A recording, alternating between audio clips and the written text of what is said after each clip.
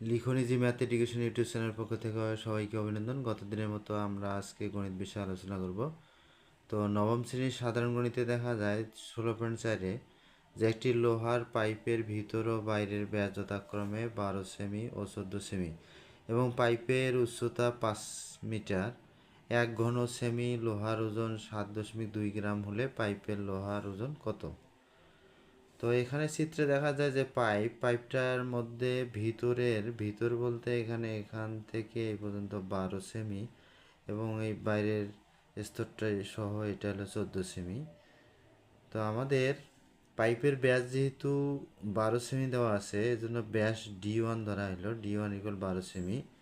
তো পাইপের ভিতরে ব্যাসার্ধ তাহলে কী হবে, R1 = D2/2, তাহলে 12/2 হলে কত হচ্ছে 6 সেমি। এরপর পাইপের বাইরের ব্যাস যেহেতু বড়, অর্থাৎ D2 = 14 সেমি, তাহলে পাইপের বাইরের ব্যাসার্ধ তাহলে R2 কি দাঁড়াচ্ছে, D2/2, 14কে 2 দিয়ে ভাগ করে 7 সেন্টিমিটার।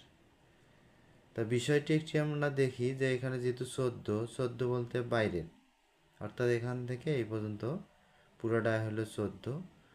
এই জন্য এইটি যেহেতু আমাদের এটি হলো বেলুন আকৃতির, তো এই ক্ষেত্রে আমাদের এটি বৃত্তাকার পথ যদি ধরা হয় এটি, তাহলে মাঝে যদি বিন্দু ধরা হয় তাহলে আমাদের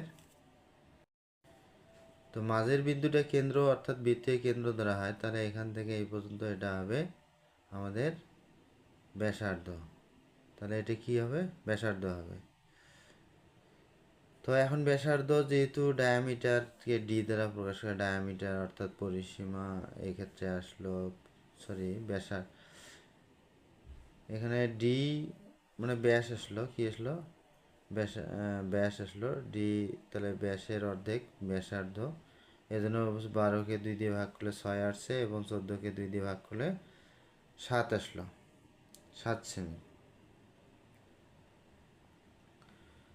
তো এখন পাইপের উচ্চতা 5 মিটার। তো আমাদের দেখা যায় পূর্বের মানগুলো 7 সেন্টিমিটার, অর্থাৎ সেন্টিমিটারে আছে। এরপর মিটারকে সেন্টিমিটার করতে গেলে 100 দ্বারা গুণ করলে 500 সেন্টিমিটার। কত আসলো, 500 সেন্টিমিটার। তো পাইপের লোহার আয়তন, তো মূলত যেহেতু এটা বেলুন আকৃতির, ওই জন্য πr²h। তো আমাদের যেহেতু এখানে ব্যাসার্ধ দুইটা আছে, ওই জন্য আমরা ইতিপূর্বে R2 এবং R1 ধরছি। তা বিধায় এখানে R2 যেহেতু বড়, এই জন্য R2² মাইনাস πr1²। তাহলে আমরা πr দুইটার মধ্যেই আছে, তো কমন নিলাম, তাহলে R2² মাইনাস R1²। তখন R2 এর মান 7, 7 7 49, 6 উপর স্কোয়ার, 6 6 36। তো এখন 49 থেকে 36কে বাদ দেওয়ার পর যা পাইলাম, পায়ের মান 3.1416 এবং এইচ এর মান যেহেতু 500 সেমি, 5 মিটার ছিল, তাকে সেন্টিমিটারগুলো 500 আসলো। এগুলো সব গুণ করলে কি হবে, 20 42 0.4 ঘন সেমি। তাহলে অর্থাৎ আয়তন আসলো আমাদের 20 42 0.4 ঘন সেমি।